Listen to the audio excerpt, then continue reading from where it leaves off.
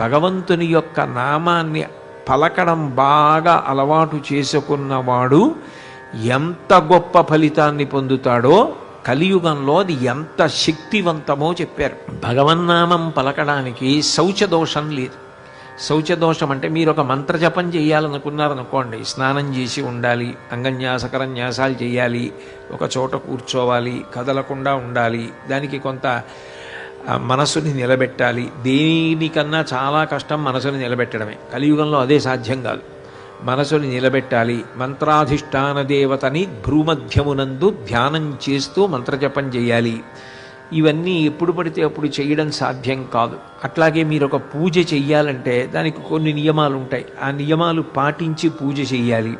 సరే, యజ్ఞయాగాదులు హోమాది క్రతువులకు నియమాలు మరీ ఎక్కువ ఉంటాయి.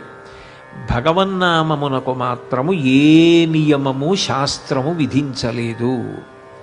భగవన్నామం పలకడానికి ఆయన ఏ స్థితిలో ఉన్నాడు అన్నదానితో సంబంధం లేదు. అందుకే పంచమ వేదంగా భారతాన్ని మహానుభావుడైనటువంటి వ్యాసుల వారు లోకానికి అందజేశారు.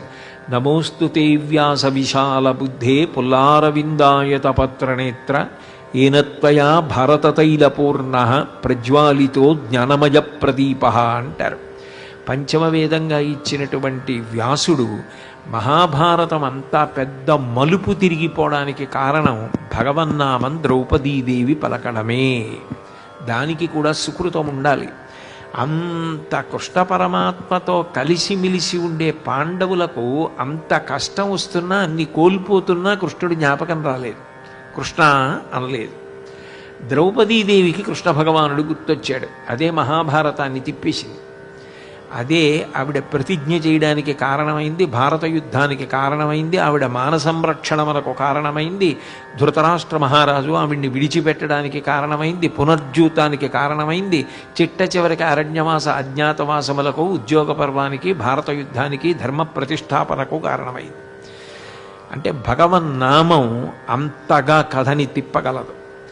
నిజానికి ద్రౌపదీదేవి వస్త్రాపహరణం జరుగుతున్నప్పుడు భగవన్నామం పలికినప్పుడు ఏకవస్త్రయ్యి ఉంది, రజస్వలా దోషంతో ఉంది. రజస్వలా దోషంతో ఉన్నప్పటికీ కూడా ఆవిడ భగవన్నామం పలికితే ఇప్పుడు నువ్వు ఎట్లా పలుకుతావు, ఇది దోషం కదా అని భగవానుడు అనలేదు. భగవన్నామమును పలకడానికి శౌచముతో సంబంధము లేదు అనడానికి ఇంతకన్నా ప్రబల ఉదాహరణ ఉండదు.